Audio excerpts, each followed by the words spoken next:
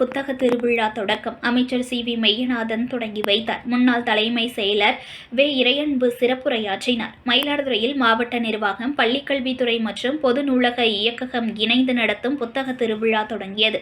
மயிலாடுதுறை தர்மபுர ஆதீனம் கலைக்கல்லூரியில் ஜனவரி 31ஆம் தேதி தொடங்கி பிப்ரவரி 10ஆம் தேதி வரை காலை 10 மணி முதல் இரவு 9 மணி வரை இந்த புத்தக திருவிழா நடைபெற உள்ளது.